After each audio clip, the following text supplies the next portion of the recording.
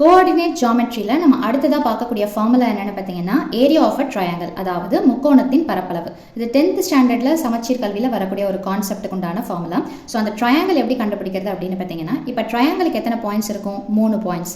அந்த 3 பாயிண்ட்ஸை x1 y1 x2 y2 x3 y3 பிரிப்போம். ஸோ அதை வச்சு நம்ம எப்படி இந்த ஏரியா ஆஃப் த ட்ரையாங்கிள் கண்டுபிடிக்கிறது அப்படின்னு பார்த்தீங்கன்னா, இஸ் ஈக்குவல் டு ஹாஃப். கண்டிப்பாக ஃபஸ்ட்டு ஸ்டார்டிங்கில் ஹாஃப் 1/2 போட்டுக்கணும். பிராக்கெட் கண்டிப்பாக ஓப்பன் ஆயிருக்கணும்.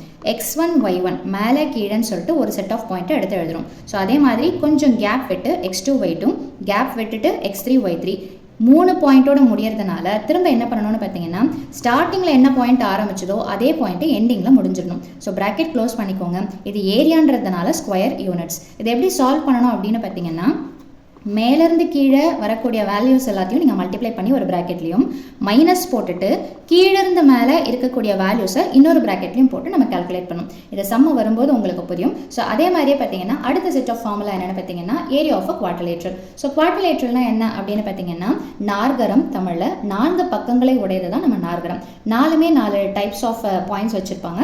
ஸோ அப்போ என்னென்னு பார்த்தீங்கன்னா x1 y1 x2 y2 x3 y3 x4 y4 4 point இருக்கிறதுனால இதுலேயும் பார்த்தீங்கன்னா ஸ்டார்டிங் எப்படி தான் வரும்னு பார்த்தீங்கன்னா ஹாஃப் இன்டூ அப்படின்னு சொல்லிட்டு ஸ்டார்ட் பண்ணுவீங்க. ஒரு செட் ஆஃப் பாயிண்ட், அதாவது x1 y1 கேப் விட்டுட்டு x2 y2 அந்த மாதிரி 4 பாயிண்ட் எடுத்து எழுதிட்டு எப்படி நம்ம ட்ரையாங்கிளுக்கு பண்ணோமோ அங்கே 3ன்றதுனால 3 பாயிண்ட் எழுதி முடிச்சுட்டு லாஸ்ட்டில் x1 y1 போடுவோம். இங்கே 4 பாயிண்ட்ன்றதுனால 4 பாயிண்ட் எழுதி முடிச்சுட்டு திரும்ப லாஸ்ட்டில் என்ன ரிப்பீட் பண்ணணும்னு பார்த்தீங்கன்னா x1 y1. So way of calculation என்னென்னு பார்த்தீங்கன்னா, மேலேருந்து பண்ணக்கூடிய மல்டிப்ளை பண்ணக்கூடிய நம்பர்ஸை ஒரு ப்ராக்கெட்லையும் கீழேருந்து மல்டிப்ளை பண்ணக்கூடிய நம்பர்ஸை இன்னொரு ப்ராக்கெட்லையும் போட்டு சப்ட்ராக்ட் பண்ணிவிட்டு அதுக்கப்புறமா 2ஆல் டிவைட் பண்ணணும். ஸோ ஸ்கொயர் யூனிட்ஸ் எழுத மறக்காதீங்க, ஏன்னா இது ஏரியா அப்படின்ற கான்செப்ட்னால. லாஸ்ட்டில் பார்த்தீங்கன்னா கொலீனியர் அப்படின்னு சொல்லிட்டு ஒரு கான்செப்ட் கொடுத்துருப்பாங்க. ஏரியா ஆஃப் த ட்ரையாங்கிள் கொலீனியர்னும் போது என்ன ஆகும்னு பார்த்தீங்கன்னா, ஏரியா ஆஃப் த ட்ரையாங்கிள் எப்போவுமே என்ன தான் வரும்னு பார்த்தீங்கன்னா 0 அப்படின்னு சொல்லிட்டு ப்ரொசீட் பண்ணணும். ஸோ மீண்டும் அடுத்த பதிவில் வேறொரு ஃபார்முலாவோட சந்திக்கிறேன். வீடியோ பயனுள்ளதாக இருந்ததுன்னா கண்டிப்பாக லைக் பண்ணுங்கள், ஷேர் பண்ணுங்கள், சப்ஸ்கிரைப் பண்ணுங்கள். தேங்க்யூ.